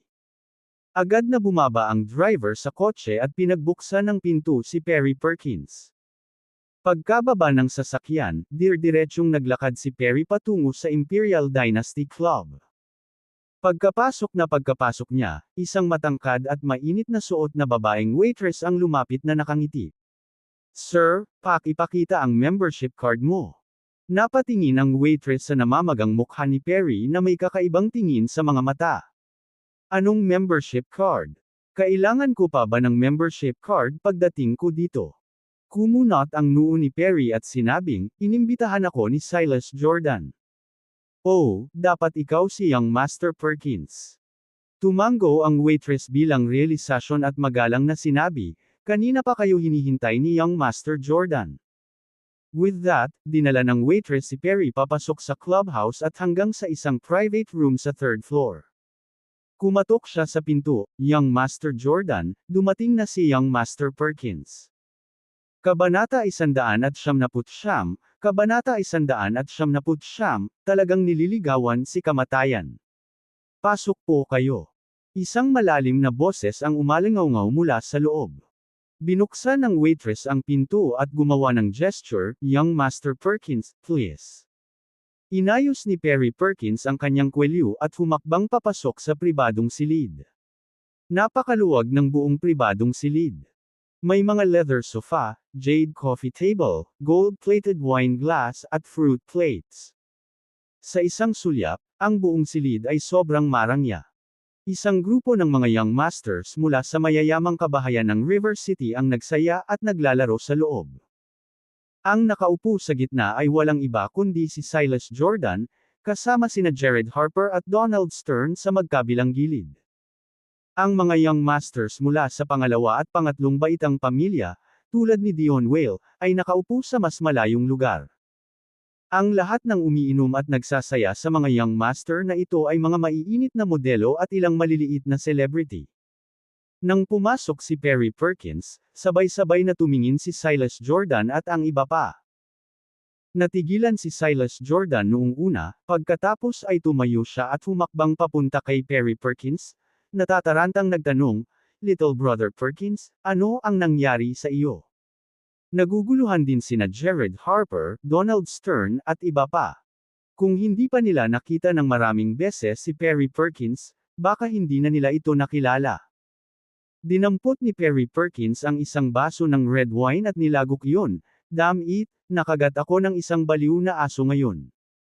Sinabi ni Silas Jordan, Little Brother Perkins, ano ang nangyari? Sabihin mo sa kapatid mo, tatayo talaga ako sayo. Habang nagsasalita siya, binigyan niya ng sign ang dalawang modelo. Agad namang naunawaan ng dalawang modelo, at tinulungan si Perry Perkins na maupo. Nakahinga ng maluwag si Perry Perkins at sinabing, Brother Jordan, narito ang nangyari. Sa sumunod na panahon, sinabi niya kay Silas Jordan ang kanyang karanasan sa Drunken River Moon Restaurant. Matapos pakinggan ang mga salita ni Perry Perkins, kumunat ang noo ni Silas Jordan at nagtanong, Little Brother Perkins, sinasabi mo ba na ang babaeng gusto mong hulihin ay si Miss Julia Stewart mula sa Stewart family ng River City? Yun ang sabi nung babae. Tumango si Perry Perkins. At ang batang nanakit kay Feng ay pinangalan ng Yang. Tanong ulit ni Silas Jordan. Oo. Kinagat ni Perry Perkins ang kanyang mga ngipin at sinabing, may mga kakayahan ang batang iyon.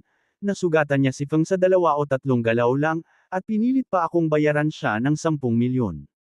Hindi ko kayang tiisin ang sama ng loob na ito.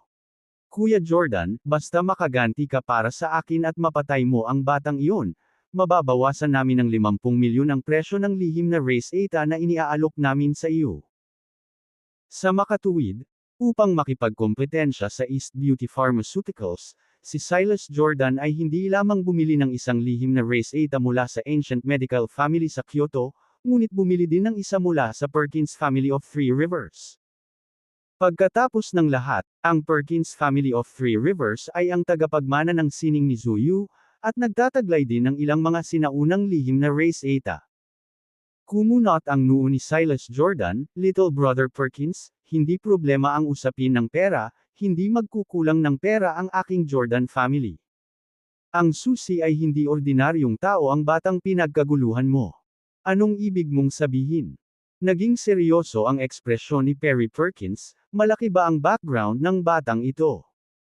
Sinabi ni Silas Jordan, ang background ng batang ito ay hindi malaki, ang kanyang personal na lakas ay ang pambihirang. Di nagtagal, sinabi ni Silas Jordan kay Perry Perkins ang tungkol sa mga paghaharap nila ni Manuel Bennett sa panahong ito. Pagkatapos makinig, hinampas ni Perry Perkins ang mesa at galit na sumigaw, so sinasabi mo, hindi ko kayang ipaghiganti ang sarili ko. Little Brother Perkins, please calm down. Inalo siya ni Silas Jordan, pagkatapos ay marahas na sinabi, Little Brother Perkins, hindi ako magsisinungaling sa iyo, mas gusto kong ibagsak ang batang iyon kaysa sa iyo. Habang nagsasalita siya, itinuro niya ang sarili niyang binti at isang kamay, na nagsasabing, ang binti ko at ang kamay na ito ay nabali ng batang iyon, at hindi pa rin sila ganap na nakaka-recover. Young Master Perkins, nabali rin ang binti ko ng batang iyon. Dion Whale also pointed to his own leg, gritting his teeth, mas gusto pa naming patayin ang batang iyon kaysa sa iyo. Nagsalita din si Jared Harper, ang mga binti ng kapatid ko ay napilayan din ng batang iyon. At, hindi nagtagal, pinilit ako ng batang iyon na lumuhod sa kanya at tinawag akong lolo. Pangarap kong ibagsak siya. Itinuro din ni Donald Stern ang kanyang mukha, na nagsasabing, at ang mga sugat sa amin, ay ginawa ng batang iyon ngayong hapon. Nang marinig ang mga salita ni Silas Jordan at ng iba pa, kumunat ang noo ni Perry Perkins, dahil lahat kayo ay may sama ng loob sa batang ito, bakit hindi ninyo siya patayin? Sinabi ni Silas Jordan, Little Brother Perkins, tulad ng sinabi ko kanina, ang batang iyon ay makapangyarihan, at walang sinuman sa ating pamilya ang makakapantay sa kanya. Siyempre, kahit hindi tayo gumawa ng aksyon, hindi magtatagal ang batang iyon. Oh! Napapikit si Perry Perkins, anong ibig mong sabihin? Napangisi si Silas Jordan, masyadong maraming tao ang na-offend ng batang iyon. Sa ngayon, bukod sa amin, na-offend niya ang South Protection King at ang Mysterious Doctor Sect. Ano? Natigilan si Perry Perkins, sinasabi mo na sinaktan ng bata ang South Protection King at ang Ancient Martial Arts Faction, ang Mysterious Doctor Sect. Dapat malaman na kahit na ang pamilya Perkins ay hindi natatakot sa Mysterious Doctor Sect, hindi nila maaaring palampasin ang South Protection King. Kahit na makapangyarihan ang pamilya Perkins sa teritoryo ng Three Rivers, wala ito sa South Protection King. Pagkatapos ng lahat, kinokontrol ng South Protection King ang lahat ng business associations at entertainment industry sa mga lungsod ng South. Oo. Tumango si Silas Jordan, ang South Protection King ay pumunta ngayon sa River City para pakse ng bata. So, we just need to wait for the drama to unfold. Ha ha ha.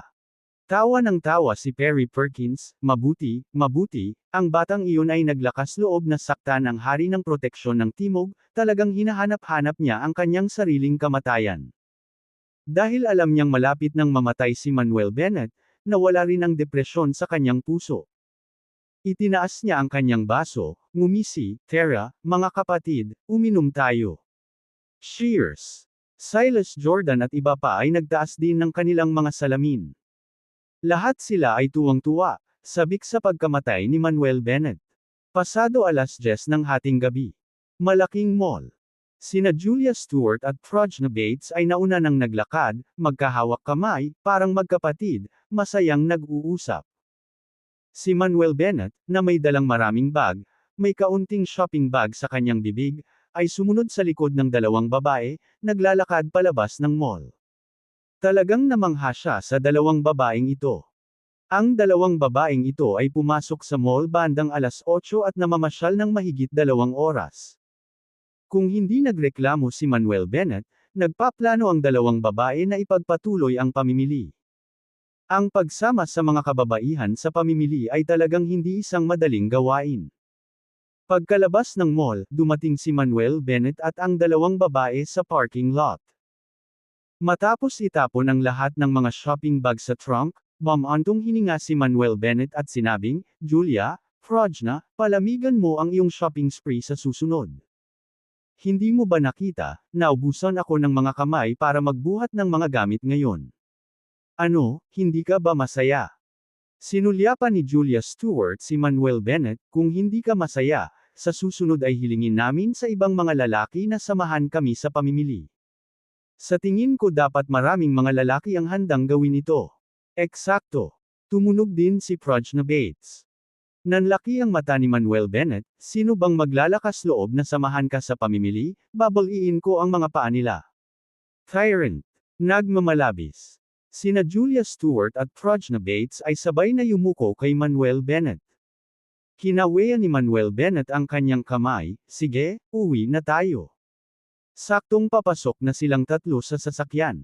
Biglaan. Isang itim na Land Rover ang nagmaneho mula sa malayo at huminto sa hindi kalayuan sa kanilang tatlo. Bumukas ang pinto ng sasakyan, lumabas ang isang matipunong lalaki, si Megan Jordan iyon, isa sa 5 hari ng langit ng East Union. Kabanata 200, Kabanata 200, Pagkilala sa Hari ng Proteksyon ng Timog. Pagkababa ng sasakyan, diretsyong naglakad si Megan Jordan patungo kay Manuel Bennett. Huminto si Manuel Bennett at ang kanyang partido at tumangala kay Megan Jordan.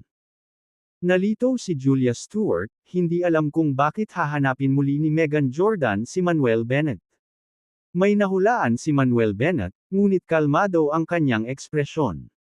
Nang marating niya si Manuel Bennett, sinabi ni Megan Jordan, "Mr. Bennett, hinihiling ng South Protection King ang iyong presensya." Ano? South Protection King? Nang marinig ito, agad na napatulala si Julia Stewart. Ang sikat na South Protection King ay talagang dumating sa River City. Isang mahinang ngiti ang ibinigay ni Manuel Bennett, at sinabing, "Sa wakas ay narito na ang hari ng proteksyon ng Timog. Ilang araw na akong naghihintay." Mukhang nalilito si Prajna Bates, hindi alam kung sino itong hari ng proteksyon sa Timog na pinag-uusapan ni Manuel Bennett at ng iba pa. Sabi ni Megan Jordan, "Gusto kang makilala ni South Protection King. Please come with me." Sige. Tumango si Manuel Bennett, "I'll go with you." Huwag kang pumunta. Nagmamadaling hinawakan ni Julia Stewart ang kamay ni Manuel Bennett. Alam niya na sinakta ni Manuel Bennett ang 4 na Great Merchant Guild. Ngayong dumating na ang South Protection King, dapat ay narito siya para mag-settle ng mga score sa ngalan ng 4 Great Merchant Guild. Kung pupunta si Manuel Bennett, malamang na mapapahamak ito. Marahang tinapik ni Manuel Bennett ang kamay ng babae, ngumiti ng malambing, at sinabing, "Huwag kang mag-alala, walang mangyayari." Sinabi ni Julia Stewart, "Kung gayon, sasama ako sa iyo." "No need. I will go alone." Umiling si Manuel Bennett, "Hintayin mo ako ni Prajna sa bahay." Pagkasabi nun, sabay na sumakay sa kotse sina Manuel Bennett at Megan Jordan at umalis. Hanggang sa nawala si Manuel Bennett sa kanyang paningin ay ibinalik ni Julia Stewart ang kanyang tingin, puno ng pag-aalala ang kanyang mukha. Nag-aalinlangan na nagtanong si Prajna, "Sister Stewart, sino ang South Protection King na iyon?" Sumagot si Julia Stewart, "South Protection King ay isang sikat at makapangyarihang figure sa ating East Nation.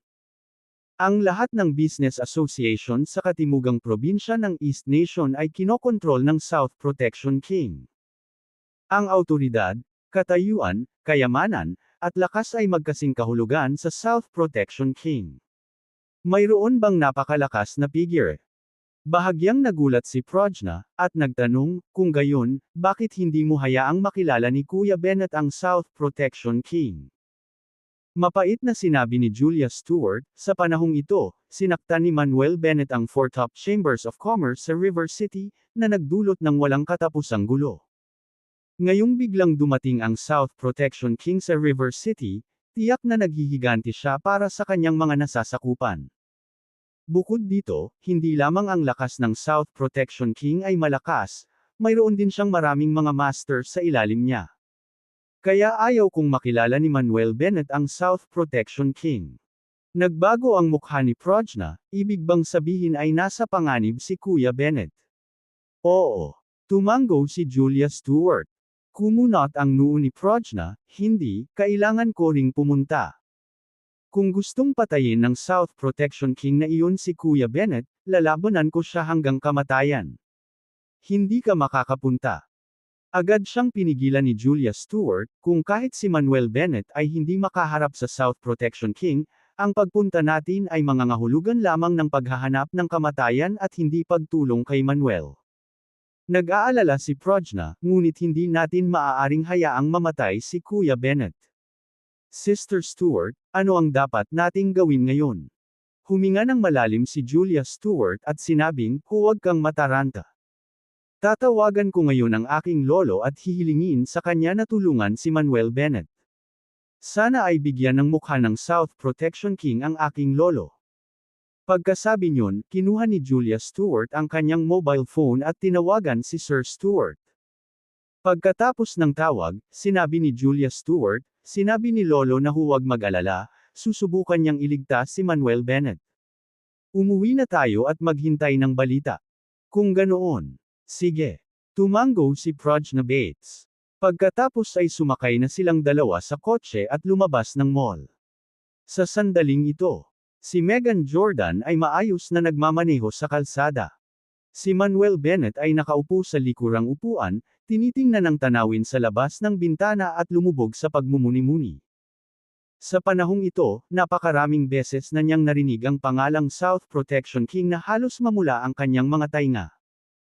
Walang alinlangan, ang South Protection King ay isang malaking figure sa East Nation, walang sino man ang maaaring mag-claim na hindi nila siya kilala. Gayunpaman, dahil dumating na ang South Protection King, natural na kailangan niya itong makilala. Ang pagpupulong sa South Protection King ngayong gabi ay magreresulta sa isa sa dalawang resulta. Ang unang resulta ay ang pakikipagtulungan sa South Protection King, at lahat ay magiging masaya. Ang pangalawang resulta ay ang ganap na pakikipagtalo sa South Protection King at pakikipaglaban hanggang sa kamatayan. Siyempre, kahit anong resulta, haharapin niya ito ng mahinahon. Sa pag-iisip nito, lumingon si Manuel Bennett kay Megan Jordan, at nagtanong, Mr. Jordan, lalaki ba o babae ang South Protection King? Pagkatapos ng lahat, si Julia Stewart ay nagsabi sa kanya noon na ang South Protection King ay maaaring isang babae. Sumagot si Megan Jordan, Mr. Bennett, malalaman mo kapag nakilala mo ang South Protection King. Nagtanong muli si Manuel Bennett, kung gayon, paano ang lakas ng hari ng proteksyon ng Timog? Umiling si Megan Jordan, hindi ko alam kung gaano kalakas ang South Protection King, ngunit masasabi ko lang na napakalakas niya. Kahit na ang Dragon Master at ang iba pa ay hindi katugma sa South Protection King. Oh! Pinaikit ni Manuel Bennett ang kanyang mga mata at muling nagtanong, so, balak ba ng South Protection King na makipagkita sa akin para patayin ako? Sinabi ni Megan Jordan, hiniling lang sa akin ng South Protection King na imbitahan ka. Tungkol sa layunin na makita ka, hindi ako sigurado. Tumango si Manuel Bennett at hindi na nagtanong pa. Pagkatapos ng lahat, ang pagtatanong ng higit pang mga katanungan ay hindi makakakuha ng anumang mga sagot, at malalaman niya kapag nakilala niya ang South Protection King mamaya. Tumingin si Megan Jordan kay Manuel Bennett sa pamamagitan ng rearview mirror at nakita ang kanyang kalmadong ekspresyon, na talagang namangha. Talaga bang hindi kinakabahan o natatakot ang binatang ito? Upang malaman na sa East Nation, maraming makapangyarihang tao sa mundo ng negosyo, underground overlord, may-ari ng pamilya, at martial arts masters ang magiging lubhang kabahan kapag nakikipagkita sa South Protection King. Ngunit ang binatang ito ay napakalmado, ito ay sadyang hindi maiisip. Bukod dito, ngayong gabi ang South Protection King ay maaaring nag-set up ng isang bitag, naghihintay lamang na patayin siya. Kaya naman, sa husay pa lamang ni Manuel Bennett, hinangaan na siya ni Megan Jordan. Tahimik silang nagmamaneho. Makalipas ang halos isang oras, dumating ang sasakyan sa isang manor sa labas. Ang manor ay tinawag na Paradise Manor, at sumasakop sa isang lugar na 3,000 metro kwadrado. Isa ito sa mga nangungunang manor sa River City na may presyong benta na 800 milyon. Ang South Protection King ay nagmamay-ari ng mga ari-arian sa mga pangunahing lungsod sa buong East Nation, at ang manor na ito ay isa lamang sa kanila. Matapos dumaan sa mga layer ng checkpoints, pumasok ang kotse sa manor. Sa daan, makikita ang mga nakaitim na bodyguard na nakaistasyon sa iba't ibang checkpoints, at maraming bodyguard ang nagpapatrolya sa lugar. Sa isang maikling pag-scan, naramdaman ni Manuel Bennett na karamihan sa mga bodyguard na ito ay mga martial artist. Makalipas ang ilang minuto, huminto ang sasakyan sa isang fountain square. Pagkatapos ay parada ang sasakyan, dumating sina Manuel Bennett at Megan Jordan sa likod bahay ng manor. Isang marangyang vilya ang itinayo sa likod bahay, at sa sandaling ito, Ang villa ay maliwanag na naiilawan. Nang tumuntong si Manuel Bennett sa bulwagan ng villa. Whoosh whoosh whoosh. Sunod-sunod na titig ang nakatutok sa kanya. Tumangala si Manuel Bennett at nakita ang mga tao na pumupuno sa magkabilang gilid ng maluwag at maliwanag na bulwagan. Nakaupo sa harap sa magkabilang panig sina Sheridan Jules, Kurt Tolkien, John Franklin, at Geraldine Zack mula sa Four Top Chambers of Commerce. Ang iba pang 32 lalaki at babae ay pawang mga pangulo ng pangalawa at pangatlong antas ng mga asosasyon ng negosyo sa River City. Tanging ang posisyon sa harapan ang walang laman, may isang babae at 3 lalaki na nakatayo sa magkabilang gilid nito, matamang nakatitig kay Manuel Bennett. Iniska ni Manuel Bennett ang buong audience at sinabi sa isang matunog na boses, "Sino ang South Protection King? Mangyaring lumabas at salubungin ako."